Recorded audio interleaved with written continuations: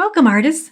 I'm Jessie Wozniak, Curator of Education at Artis Naples, home of the Baker Museum and the Naples Philharmonic. Today, we are experimenting with color to create expressive artwork. You've probably seen art that uses drips and splatters of paint to capture expressive, energetic movement. You might have even tried painting this way yourself. Some artists pour paint or ink on the surface of their canvas, allowing it to flow naturally. This style of painting, called Abstract Expressionism, began in the 1940s and is still very popular today. Artists known for this style are Jackson Pollock, Helen Frankenthaler, Mark Rothko, and Willem Kooning, along with many others. To recreate this effect, I'm using inks on tile to create abstract expressionist art that's all about color. It starts with a plain white tile from the hardware store.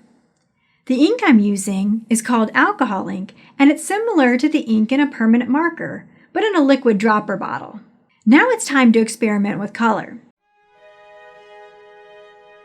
First, I'll start with the 3 primary colors and see how many new colors they can create.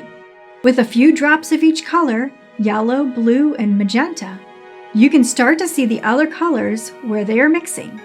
If the colors need a little help mixing together, I can use some clear extender or rubbing alcohol. What colors are you seeing? Is it starting to look like a rainbow? Next, let's explore complementary colors. These are colors that are opposite each other on the color wheel, like red and green, yellow and purple, and orange and blue. When these colors are near one another, each color appears to be more vibrant. But what happens if these colors mix together? Let's take a look. Complementary colors combine to make browns and other neutral tones. If you want to avoid making duller colors, you'll want to leave some space between each drop of color. Let's see how it looks using only analogous colors.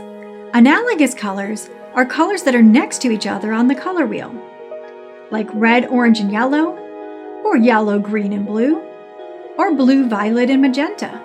What do you notice about how these colors are blending together? Do you like these color combinations? This next experiment will be monochromatic, using just one main color. First, I need to pick my color and add a few drops to the tile. If I want to make a lighter version of the color, what can I add to it? When you make a lighter version of a color, it's called a tint. Let's see how it looks if we add a few drops of white. Adding clear is another way to lighten the color by thinning it out.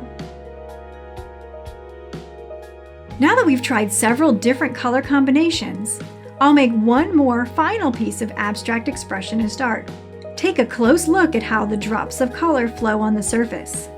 Sometimes, the experience of making the artwork is more important than how it looks when it's finished.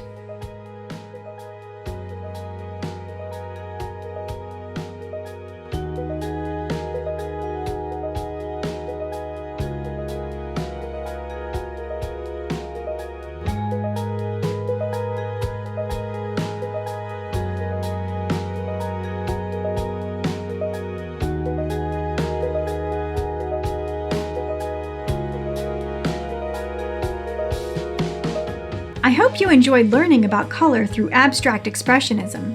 Have fun and keep the creativity flowing. Be sure to check out artisnaples.org to learn more about our programs. Thank you.